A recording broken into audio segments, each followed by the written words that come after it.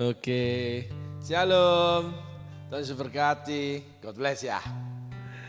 Yuk kita lanjut yang kemarin, Yesaya 53, bagaimana cerita tentang Yesus, apa yang dikerjakan oleh Tuhan, itu menjadi prototipe, menjadi blueprint sebenarnya untuk orang-orang yang dipanggil khusus. Orang-orang yang melayani secara khusus seperti Alkitab mencatat untuk Rasul Paulus dan Barnabas. Rasul Barnabas dan Rasul Paulus, Allah berkata, khususkan mereka untuk aku. Setelah itu ditumpangi tangan oleh para penatua, ya, para soko guru, para pemimpin di Yerusalem. Mereka pergi memberitakan Injil.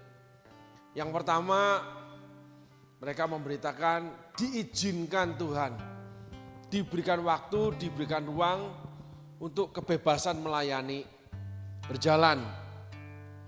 Lalu pada suatu titik Rasul Paulus mendapatkan penyataan Tuhan, yaitu orang Makedonia memanggil.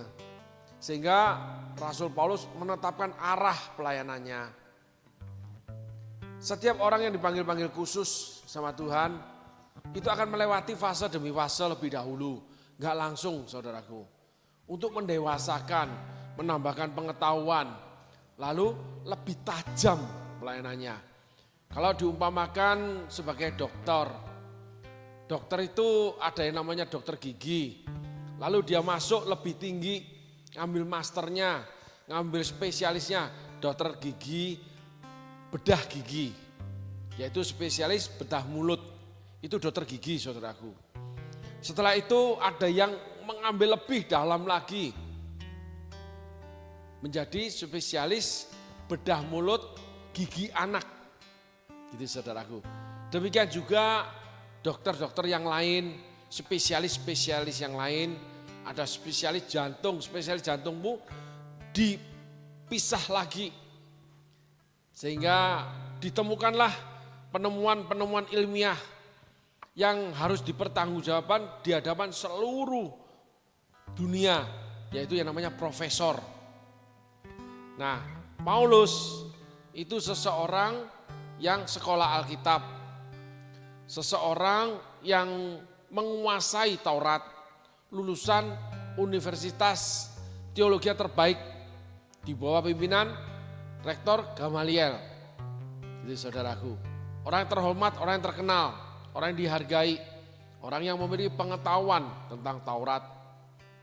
Nah, setelah itu Rasul Paulus dibawa Tuhan dalam panggilan penginjilan, di mana Rasul Paulus memberitakan tentang kebangkitan Yesus Juru Selamat, di mana ditemui oleh Rasul Paulus dalam sebuah penyataan terang membuat dia buta. Lalu didoakan oleh seorang hamba Tuhan, lalu dia melihat. Setelah itu dibawa oleh Tuhan ke tanah Arab untuk mempelajari kembali teologi dia, diperdalam masternya di sana. Setelah itu dipakai Tuhan dalam penginjilan memberitakan Sang Juru Selamat. Naik lagi, mulai berkhotbah untuk menemukan orang-orang, dijadikan murid, mengumpulkan orang-orang, mendirikan jemaat. Berjalannya waktu, mulai menjadikan murid-murid pemimpin. Tetapi keahlian Rasul Paulus demikian hebatnya, cuman dipakai di luar Yahudi. Ketika Rasul Paulus bertemu dengan orang Yahudi, Rasul Paulus seringkali berbeda pendapat, seringkali berselisih, nggak cocok pendapatnya. Anehnya di sana, saudaraku. Kalau panggilan khusus itu memang seringkali tidak banyak orang mengerti. Saya mengenal sebuah pelayanan yang diberikan karunia membedakan roh yang luar biasa. Dan kebetulan saya sendiri dilayani oleh mereka. Yang pertama, saya nggak sengaja ketika berdoa di suatu tempat di rumah teman yang pelayanan, karena kami sedang kesesakan banget, saya diajak berdoa, lalu kebetulan ada seseorang pelayan Tuhan dari golongan ini, saudaraku, yang melakukan pelayanan yang disertai dengan karunia membedakan roh. Tiba-tiba saya mengalami manifestasi, saudaraku. Saya orang dengan latar belakang 30 tahun di dunia usaha, 30 tahun hidup dengan keberadaan orang tua duniawi yang saudara tahu. Ayah seorang penjudi, seorang yang clubbing, ya. Ibu saya seseorang yang pekerja keras, sehingga rumah tangga ya dari kecil dipenuhi pukulan, dari SMP udah tidur dengan pelacur dan udah hidup di jalan. Sehingga kill or to be kill, menjadi survivor itu penting. Jadi segala sesuatu itu harus licin seperti belut, saudaraku. Membuat pikiran-pikiran ini gampang untuk mendapatkan sesuatu, menghalalkan sesuatu. Gitu saudaraku ya, cepat tanggap kalau soal itu. Dan selalu ingin berhasil, itu saya, pribadi saya. Nah, termasuk saya ada pergi ke suatu tempat di mana saya mengadakan ritual untuk pesugihan. Ya. Nah, ketika saya mengikut Tuhan, itu sih awal. Saya nggak mengerti apa-apa. Lalu ketemu dengan seorang ibu yang menjadi anggota daripada pelayanan ini, yaitu melayani di pelayanan ini. Ketika dia menaikkan pujian, tiba-tiba ada sesuatu di dalam saya yang bergerak yang saya tidak bisa kuasai. Tapi saya tetap sadar. Nah, setelah melakukan beberapa hal, akhirnya diputuskan bahwa saya harus dibawa ke pusat pelayanan mereka, saudaraku. Pada hari di depan. Sehingga akhirnya saya menuju ke tempat itu, ditemukan dengan yang namanya pimpinan pelayanan itu. Karena pelayanan itu membuka ruang di jam pagi, mulai jam 10 kalau nggak salah, sampai sore, itu untuk menerima orang-orang yang mau konseling. Ya, hamba Tuhan ini saudaraku. Nah, di situ saya didoakan lalu manifest lagi. Dan dia melakukan tugas pelayanannya dengan karunia roh yang dengan sikap yang sangat, bahasa saya ahli, sangat sederhana dan sangat ringan. Yang saya tahu ketika berhadapan dengan okultisme banyak cara yang dilakukan dengan penuh ketegangan, dengan situasi yang demikian horor, lalu berjam-jam.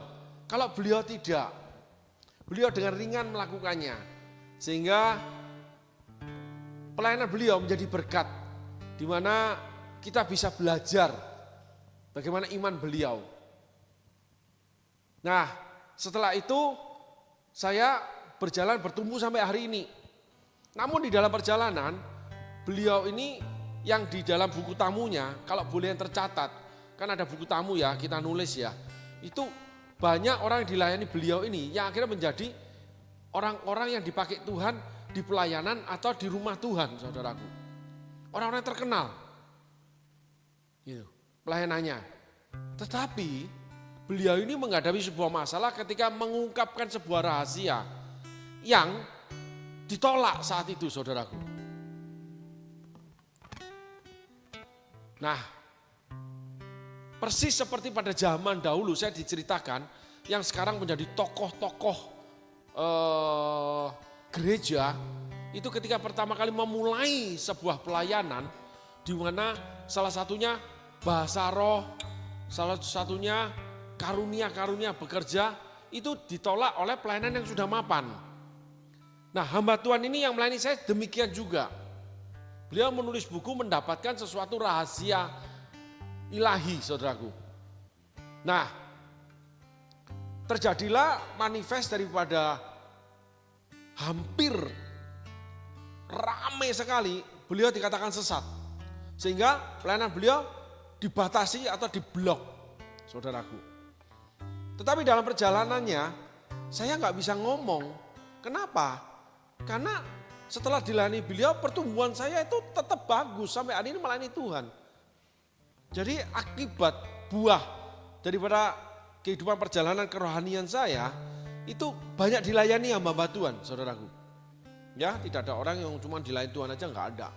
Di mana hamba Tuhan ini menumbuhkan kerohanian saya sampai hari ini saya melayani udah 31 tahun bersama Tuhan. Termasuk beliau ini yang ditolak dikatakan sesat. Namun di dalam perjalanan hidup saya bertemu dengan beberapa teman di mana saya pernah diberikan sebuah buku. Nah, buku itu penulisnya penulis terkenal dunia yaitu Sandhu Sundar Singh. Gitu. Seseorang yang dari India yang melayani Tuhan, hilang di Himalaya, di mana dia cuman memakai selembar kain, saudaraku. Pakai pakaian tradisional India. Dia tidak pakai sandal, ya. Dia memberitakan Injil, namanya Sandhu Sundar Singh. Bukunya kuning gitu. Saya ketemu seseorang kenal dari teman saya, lalu kita berteman, terus kita bincang-bincang membicarakan masalah ini. Tiba-tiba dia mengeluarkan buku itu. Yang buku itu terjemahan dari buku yang dari luar negeri. Yang mengalami hal yang sama. Di mana hamba Tuhan yang melayani saya di dalam karunia-Nya ini menulis hal yang sama, saudaraku. Gitu. Sehingga saya di dalam hati pribadi saya menetapkan orang ini memang dipanggil khusus. Karena nama-nama yang dituliskan di buku tamunya itu akhirnya menjadi nama orang-orang besar di dalam pelayanan. Orang-orang terkenal, orang-orang yang punya pengaruh di dalam pelayanan, saudaraku. Tetapi ketika terjadi heboh itu ditolak, tidak dipercaya, tidak ada orang yang membela dia, saudaraku. Tetapi itulah kegenapan kitab suci. Karena dipanggil khusus. Paulus juga sama. Awal pertobatan Paulus, awal pelayanan Paulus tidak diakui. Sehingga Barnabas harus membawa Paulus ketemu soko guru jemaat ke Yerusalem untuk memperjuangkan Paulus bahwa Paulus itu benar. Tetapi di dalam perjalanan pelayanan Paulus juga menghadapi tantangan yang sama. Nah, panggilan khusus itu tidak semua orang bisa mengerti, tidak semua orang bisa percaya. Dari tulisan Yesaya 53 itu ada kita belajar sedikit untuk orang-orang yang memang gak masuk akal, gak bisa diterima dengan akal. Yang kedua, perilakunya juga sama. Gitu. Orang ini dalam melayani Tuhan nyantai banget. Yang namanya ketemu dengan kuasa kegelapan. Dan manifest kuasanya nyata, saudaraku. Saya mengalami pribadi, sehingga saya tidak berani menolak karunia itu. Saya tambahkan sedikit ya. Orang-orang yang pernah dilayani oleh seseorang, ketika meniadakan pelayanan orang itu, mungkin karena bersengketa, mungkin karena apapun, saudara sungguh tidak baik. Dan yang saya tahu, kehidupan saudara tidak akan dipengaruhi oleh kuasa yang pernah saudara terima dari orang yang melayani saudara. Saudara akan punya lubang kelemahan di sana. Akhirnya di dalam perjalanan pelayanan yang Tuhan berikan, ada bagian-bagian yang kita harus lakukan benar-benar seperti orang yang melayani kita, yaitu orang yang mendoakan saya dengan saya lalu manifestasi. Beberapa kali dalam kehidupan saya berjumpa dengan dunia kegelapan, termasuk buku-buku yang saya baca, saudaraku. Ternyata itu adalah pelajaran-pelajaran dari Tuhan untuk saya belajar karena Tuhan ingin melakukannya. Sebagai contoh lagi, saya membaca sebuah buku di mana seorang hamba Tuhan dari Amerika menuliskan pelayanan dia. Nah, ketika pada suatu kali di Komsel, tiba-tiba Roh Kudus ingatkan saya cerita itu. Bagaimana dia itu melakukan sesuatu membuat Roh Kudus melawat umatnya. Saya pun lakukan. Dan terjadi sama persis dengan yang terjadi dalam ibadah yang dia pimpin. Ibadah yang dia pimpin itu ribuan sampai jutaan orang. Kalau saya cuma 12 orang karena komsel. Tapi terjadi saudaraku. Demikian juga pelayanan hamba Tuhan yang melayani saya ini. Ketika di komsel, Roh Kudus berbicara sesuatu, saya lakukan, lalu saya mendoakan atau saya minta pujian dinaikkan. Roh Kudus lawat umatnya. Terjadi manifestasi dari kuasa Tuhan yang hadir. Itu saudaraku. Nah, itu memang pelayanan-pelayanan khusus yang mungkin tidak bisa diterima oleh beberapa bagian tubuh Kristus. Itu saudaraku. Hidung ya nggak bisa nerima, maaf saudaraku, anus. Nggak bisa berdekatan. Saudaraku bisa ngerti ya, karena bau. Memang pelayanan-pelayanan khusus seperti Rasul Paulus itu sampai dia fight dengan Rasul Paulus, mengata-katai Rasul Paulus di depan murid-muridnya di Galatia 2, munafik kamu Kefas, Simon dipanggil namanya masa lalunya, itu secara manusia nggak sopan, nggak menghormati pemimpin. Tetapi Paulus punya karakter yang jujur, terbuka, terang-terangan, memang lebih terkesan dia tokcer gitu saudaraku. Kalau bahasanya itu dukder, jadi ketemu langsung selesaikan. Gitu. Sehingga Paulus dengan golongannya Petrus, Yakobus, Yohanes nggak bisa nyatu. Itu sama dengan anus dengan hidung saudaraku. Tetapi itu anggota tubuh Kristus, nggak bisa ditolak. Nggak bisa. Kita nggak bisa punya cuman usus kecil yang menyerap makanan tanpa usus besar. Salah satu tugasnya menyimpan kotoran. Nggak bisa kita cuma punya usus kecil. Usus besar dibuang, kita harus pakai selang dibuang. Dan itu sangat merepotkan dan itu penuh dengan namanya kuman-kuman atau bakteri-bakteri, benih-benih penyakit saudaraku. Karena itu kotoran. Sehingga kita membutuhkan pelayanan-pelayanan, wadah-wadah yang memang menampung kotoran-kotoran. Di mana mereka menyalurkannya lalu menjadi berkat. Membuang setan-setan. Saya lanjut sedikit ya. Kenapa? Karena ketika keluar dari anus, masuk ke kloset, masuk ke septic tank. Septic tank itu punya proses. Di mana akhirnya proses itu, kotoran itu dimakan bakteri.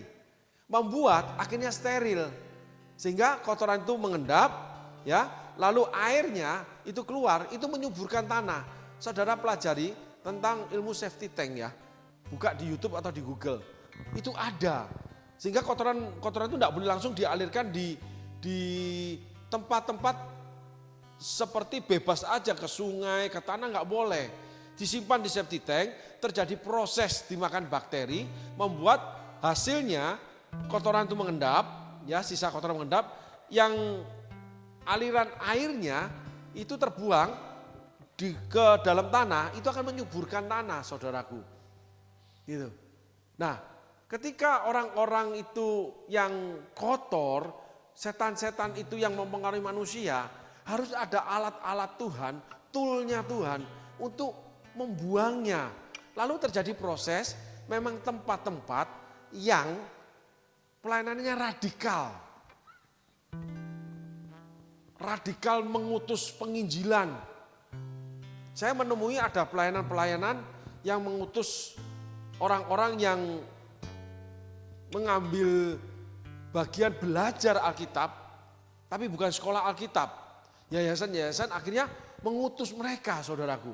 Dan mereka menjadi hamba-hamba Tuhan yang dipakai di pedalaman-pedalaman dimanapun. Bahkan ada satu yang melahirkan ribuan penginjil, bahkan melahirkan penginjil-penginjil nama besar Indonesia. Yang KKR di GBK, di Gelora Bung Karno Jakarta, dan ribuan pelayanan disebarkan akibat penginjilan dari pengajaran yang keluar daripada yang dilakukan oleh yayasan ini, saudaraku. Sehingga pekabaran Injil di Indonesia itu mendapat pengaruh sangat kuat dari yayasan ini yang didirikan oleh seorang utusan atau seorang penginjil dari Amerika yang ke Indonesia. Setelah penginjilnya pulang ke Amerika, ya, diteruskan oleh orang-orang Indonesia. Dan itu melahirkan ribuan penginjil termasuk hamba Tuhan, termasuk mereka yang membangun rumah Tuhan yang hebat-hebat saat ini, saudaraku. Tetapi orang ini, saya mendapat cerita dari orang-orang yang pernah dimuridkan dia, yang belajar di yayasan ini. Jatuh aja gak mau ditolong. Orangnya sangat fanatik sama Tuhan, gak bisa terima akal. Contoh, dia kesandung nih, lalu yang jalan sama dia menolong dia marah, jangan tolong saya. Gak masuk akal. Ketika anaknya minta beli sepatu, dia bilang saya gak punya duit. Kamu minta sama bendahara. Kalau ada duit biar dikasih dan sebagainya. Orangnya betul-betul di dalam hidupnya cuma Tuhan. Meninggalkan keluarga di Amerika. Lalu ada lagi David Livingstone, Rasul Afrika. Banyak orang-orang yang memang militan, saudaraku. Radikal. Itulah safety. Ini cuma bahasa ya, saudaraku, jangan salah artikan ya. Itu adalah orang-orang yang menetralisir racun-racun dunia, kotoran-kotoran jahat dengan cara yang gak mudah dilihat orang. Karena di dalamnya itu menguras kotoran manusia, saudaraku. Sebuah proses di mana akhirnya menyuburkan tanah, menjadi berkat buat pekerjaan Tuhan. Lahir hamba-hamba Tuhan, lahir pengusaha Tuhan yang memang menjadi punya hati yang diinginkan oleh kerajaan Allah. Ini penting, saudaraku. Nah, itulah Paulus. Itulah Tuhan Yesus. Tapi semua enggak seperti itu. Ada yang seperti Petrus, ada seperti Yakobus, Yohanes, dan sebagainya. Tetapi kita harus belajar bahwa ada pelayanan, di mana pelayanan itu enggak boleh kita itu alergi, antipati, menolaknya atau menjatuhkannya. Apalagi saudara kalau pernah berada di pelayanan itu. Pertumbuhan rohani saudara ada di pelayanan itu. Juga apabila saudara dilayani seorang hamba Tuhan, lalu hamba Tuhan itu saudara tidak setuju, saudara jatuhkan dia. Saudara membuat gerakan-gerakan di mana membuat hamba Tuhan ini saudara buat susah. Itu enggak boleh, saudaraku. Itu ada hukum-hukumnya, tapi saya nggak mau melebar ya, nggak mau ke sana. Nah, kita kembali kepada ayat firman Tuhan. Di mana pelayanan Yesaya 53 ini yang terakhir kita belajar menanggungkan kesakitan, kesengsaraan orang lain. Tapi karena orang ini yang menanggungkan itu terjadi kesembuhan pada orang-orang yang ditanggung dia. Nah, inilah yang membuat kita itu nggak boleh berlaku seperti itu. Saudara nanti seperti Petrus menyangkali dan mengutuki Yesus. Seperti Yudas yang menjual Yesus. Nah, disinilah kita harus mengerti bahwa hukum kerajaan Allah, kasih itu beda. Ada tingkatan-tingkatan kasih yang harus kita ikuti. Kasih para martir, kasih para mentoring, kasih pada anak-anak Tuhan atau orang-orang yang melayani Tuhan dengan fanatik. Itu mereka punya kasih yang sangat dalam kepada Tuhannya. Nah, di dalam hidup mereka akan banyak menghadapi penolakan. Mereka akan menghadapi pukulan. Mereka menghadapi kesengsaraan, kesakitan. Itu bisa kita apresiasikan, bisa kita kuatkan dengan namanya perjalanan Yesaya 53 atau perjalanan Paulus. Ada lagi seorang tokoh Alkitab namanya Yeremia. Dia kecewa sama Tuhan. Lalu dia ngomel sama Tuhan. Aku tidak pernah beria-ria dengan teman-temanku, kawan-kawanku. Aku setiap hari bergumul dengan firman-Mu seperti ini. Tapi kamu adalah sungai kecurangan buat aku. Aku udah hidup mengabdi, aku sudah melakukan, aku sudah memberi sama kamu. Aku sudah mati-matian buat kamu, tinggalkan segalanya. Tapi kenapa hidupku ini seperti ini? Itu Yeremia. Tapi Tuhan bilang tutup mulutmu, kalau kamu mau tutup aku akan jadikan engkau penyambung lidah bagi aku. Aku akan buat sebagai kotak benteng yang berkubu. Akhirnya seumur hidup Yeremia berkata-kata, menyampaikan pesan Tuhan, itu menjadi sebuah buku. Yaitu firman Tuhan, kitab Yeremia. Tetapi Yeremia sendiri tidak mempertobatkan satu orang pun bangsa Israel. Ini penting. Musa dengan teman-temannya, cuma 2 temannya yang boleh masuk. Teman-temannya yang lain habis. Akhirnya dipimpin oleh Yosua dan Kaleb. Yang 600.000 kakak itu habis, saudaraku. Kecuali turunannya ya. Yang kalau nggak salah setelah 20 tahun perjalanan. Jadi mereka yang berdebat, yang tegar tengkuk, kepala batu terhadap Tuhan di padang gurun, semua mati di padang gurun. Nah, Musa pun ditulis gagal. Musa itu fanatik. Musa meninggalkan anak istrinya sampai mertuanya bawa anak istrinya ke tempatnya dia berkemah di tengah padang gurun. Enggak pulang-pulang, fanatik. Pagi, siang, malam melayani sampai dia kecapean. Saya bilang, Tuhan cabut aja nyawaku. Tuhan cuma jawab, bagikan sebagian rohmu kepada 70 tua-tua. Mereka akan bantu kamu untuk pelayanan. Ringannya seperti ini, saudaraku. Musa masuk dalam panggilan khusus spesialis banget. Dia menjadi seorang pengajar bangsa Israel 40 tahun. Dia juga menyampaikan firman Tuhan.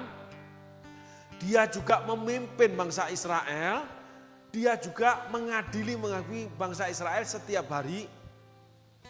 Semuanya ditimpakan ke Musa. Musa mendapat beban demikian berat. Tapi Musa menjadi fanatik. Lalu ada beberapa perilaku yang gak bisa diterima, termasuk Miriam.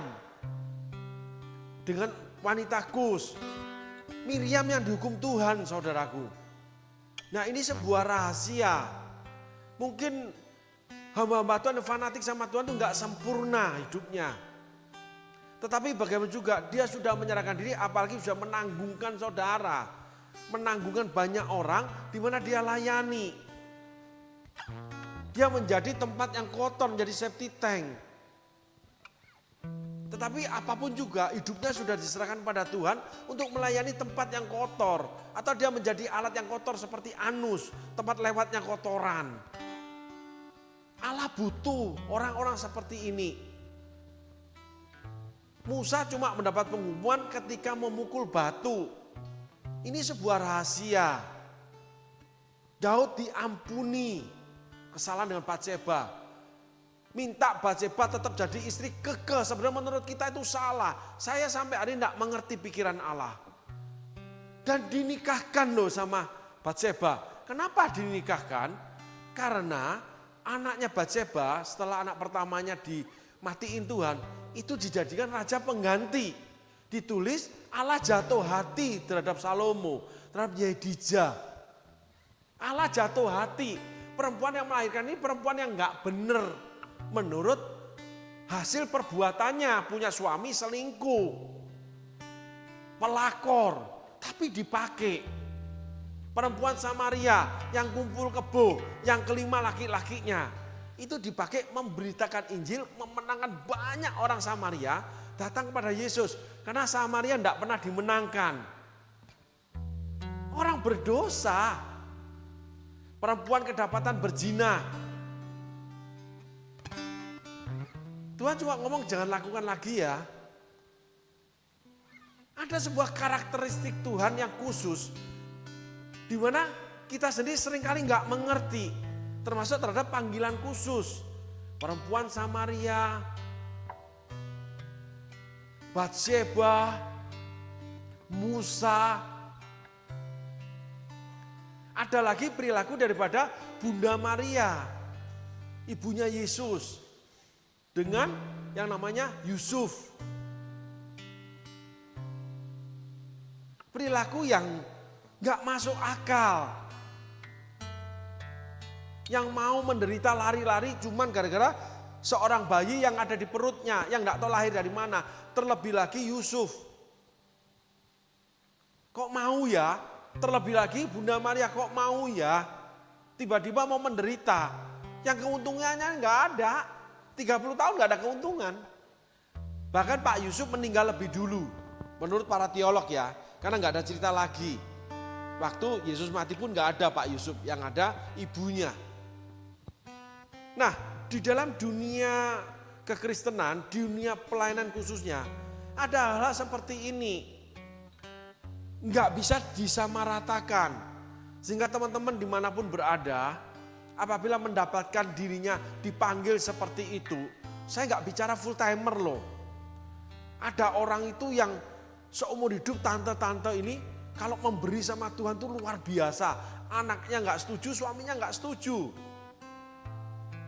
Ada kerabat saya seperti itu, ada teman saya seperti itu. Kalau memberi sama Tuhan tuh nggak pernah ukur-ukur.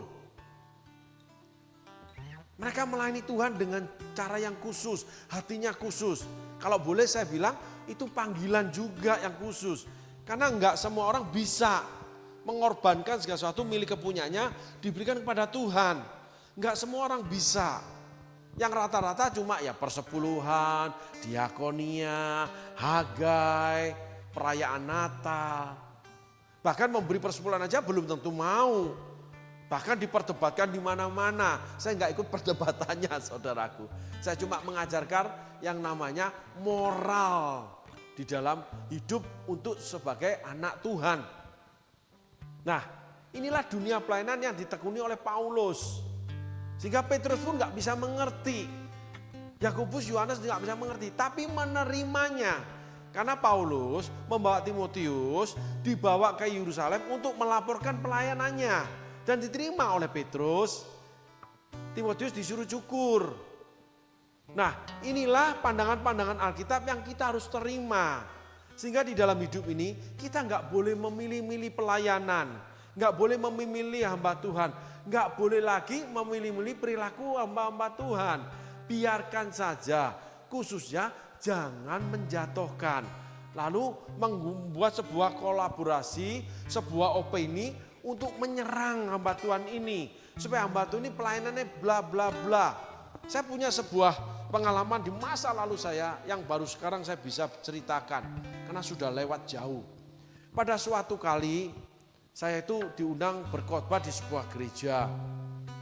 Ya, gereja ini gereja kecil, saudaraku. Saya diperkenalkan gereja ini oleh seorang teman di mana saya berkhotbah di tempat dia. Singkat cerita saya berkhotbah ke tempat dia. Nah, saat itu Tuhan taruh khotbah tentang pemberontakan di zaman Musa. Khotbahnya cukup keras. Ada seorang jemaat yang berdiri di tengah-tengah saya khotbah itu tepuk tangan. Nah, saya mengambil keputusan jemaat itu kamu keluar dari ibadah karena kamu mengganggu ibadah. Ini pandangan yang berbeda dengan orang lain. Mungkin saya salah, ya, mungkin juga tidak. Karena itu mengganggu ibadah. Betul-betul lagi tengah khotbah yang lagi seru-serunya, saudaraku. Nah, tiba-tiba berdirilah seorang laki-laki yang naik ke atas mimbar membawa saya turun. Saya tolak dia, saudaraku. Saya cuma bilang begini. Yang mengundang saya pimpinanmu, Musanya. Saya cuma bisa diturunkan oleh pemimpinmu.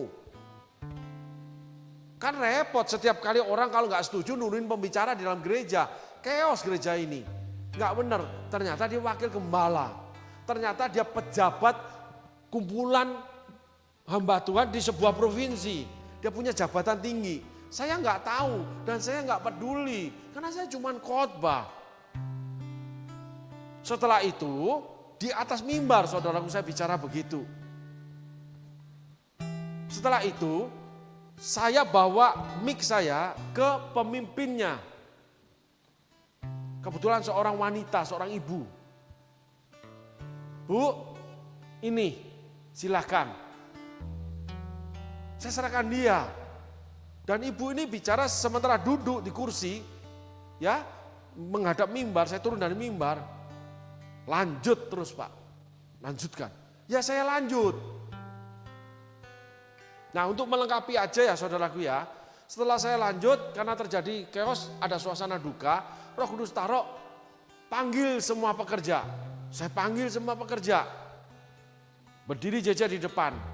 Lalu kita menaikkan pujian, di situ terjadi lawatan Roh Kudus. Mereka berbahasa lidah, mereka menangis semua. Setelah selesai lawatan Roh Kudus, saya juga selesai.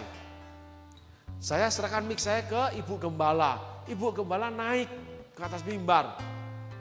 Lalu dia mengajak seluruh jemaat dan pekerja berdoa. Mari kita berdoa. Lalu dia ngomong begini.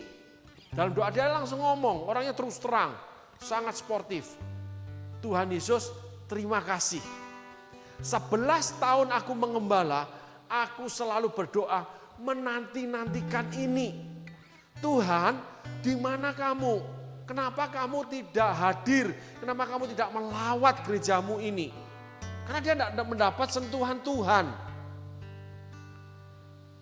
Akhirnya dia bicara terima kasih. Hari ini engkau sudah jawab doaku. Kurang lebih kata-kata seperti itu ya. Engkau sudah hadir Tuhan. Habis itu dia tutup amin. Saya lega saudaraku. Tetapi terjadi chaos di mimbar. Karena ini pelayanan khusus yang masuk membangun.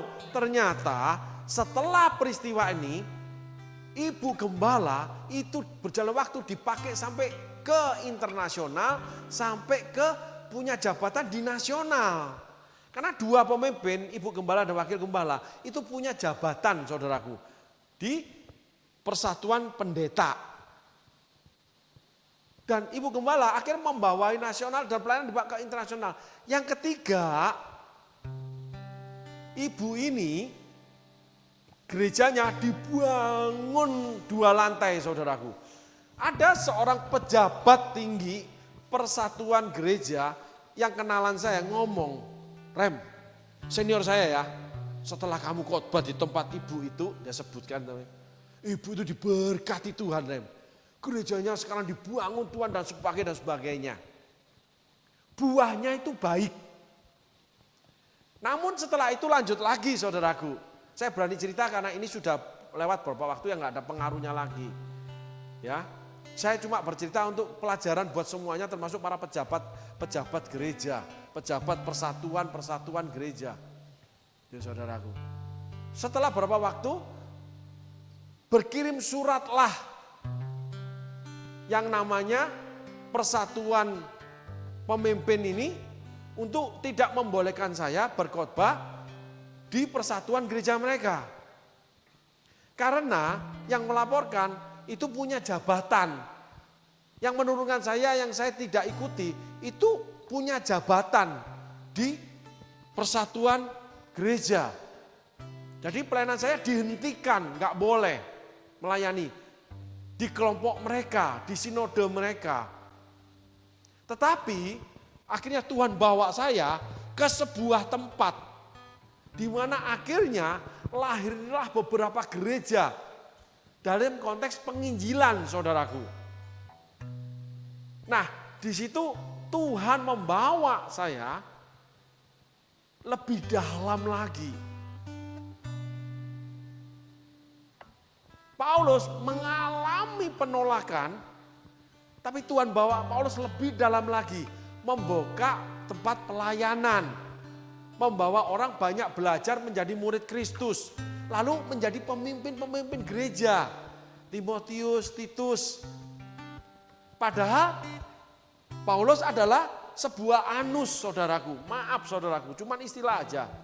Paulus itu penganiaya jemaat, maka Paulus berkata, bahwa aku rasul yang 13, tapi aku penganiaya jemaat. Aku tidak seperti rasul-rasul yang terhormat itu. Aku nur rasul, walaupun aku berangkat dari kehinaan, dari safety tank saudaraku. Tetapi setiap orang sehat butuh safety tank. Setiap umat Tuhan yang mau sehat rohaninya butuh anus. Ini harus dimengerti saudaraku. Baik, kita tengok firman Tuhan.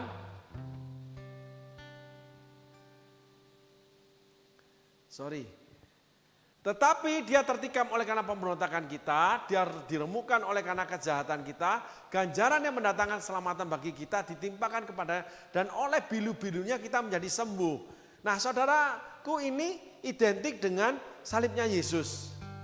Pemberontakan kita, dosa Adam dan Hawa, ya kita diremukkan oleh kehidupan karena kita hidup jahat, melanggar firman Tuhan yang kadang kita nggak mengerti, kalau kita sudah mengerti. Lalu kita diberikan keselamatan, dan oleh bilu-bilunya Yesus sendiri itu tercabik-cabik dagingnya. Itu kalau diidentikan orang-orang yang melayani dipanggil khusus. Itu kalau melewati jalan salib ini, oleh karena memang disakiti, dicabik-cabik saudaraku. Dagingnya itu terkuak, bukan tergores, tercabik saudaraku. Brodol keluar. Karena itu bentuknya 3 gini seperti yang namanya pancing. Jadi jelep narik. Kena tulang, kena segala, tapi tulangnya nggak ada yang patah, nggak ada yang retak. Di belakang punggung saudaraku. 12 kali, 36 cabikan, robek itu tercabik-cabik jadi ngelewer gitu loh daging itu saudaraku. Itu sakitnya luar biasa. Nah, teman-teman, Yesus waktu terjadi seperti itu, hamba-hamba Tuhan yang terjadi seperti itu buruk rupa, tidak tampan, tidak semarak, dan tidak banyak orang mengingininya. Orang-orang ini yang menanggungkan beberapa hal di dalam pelayanan dia. Sehingga kita nggak boleh antipati. Ukuran kita pakai, takarannya nggak boleh menurut manusia. Minimal kita berdoa. Roh Kudus itu tidak akan menghakimi setiap orang. Yang menghakimi kita firman Tuhan. Karena Yesus yang ngomong. Nanti Tuhan Yesus menghakimi ketika di pengadilan tatah putih. Ketika semua sudah selesai. Nanti bumi yang baru. Bukan aku yang menghakimi kamu, tapi firmanku yang akan menghakimi kamu. Kita itu dikejar firman. Ada rasa guilty feeling, ada resah, gelisah, khawatir. Karena kita salah. Firman itu yang mengejar kita untuk kembali pada kebenaran firman. Sehingga kita nggak boleh mengadili orang lain. Menurut kita salah, menurut kita dosa, sedalam apapun, selebar apapun. Karena kita nggak tahu kebenarannya. Sekali lagi, orang-orang benar pun pasti ada kelemahan, kesalahan, kekurangan dia. Bahkan yang menurut kita jahat. Bukan bagian kita menilainya. Karena ada Yesaya 53 yang kita identikan dengan jalannya salib Yesus. Yesus juga marah-marah di bait Allah.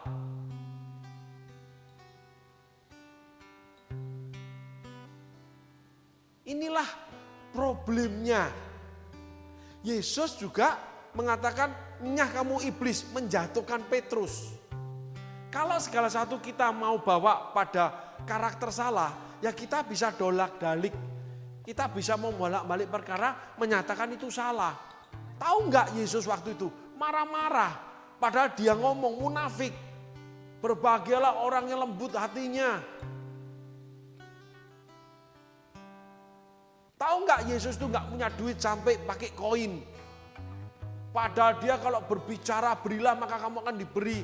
Dia melayani, dia memberi. Tapi kenapa nggak punya duit?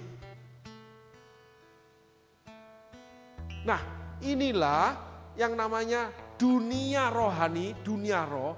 Itu nggak bisa kita masukin dengan pemikiran-pemikiran manusia. Karena ada bagian tertentu di mana itu ada. Jangan-jangan ada kalau itu kejadian Yesaya 53. Sehingga anak-anak Tuhan, orang-orang tertentu, hidupnya itu tidak baik kelihatannya. Perilakunya tidak baik. Tetapi apa yang dia lakukan, itu dia banyak menolong orang-orang yang sulit, orang-orang yang susah. Bagian kita cuman melihat bersyukur bahwa orang ini yang pertama, dia melakukannya karena melayani Tuhan. Yang kedua, dia itu menolong orang-orang yang sulit, orang-orang susah. Bagian selanjutnya, biarkan Tuhan yang menilai. Amin saudaraku, Tuhan Yesus berkati. Terima kasih.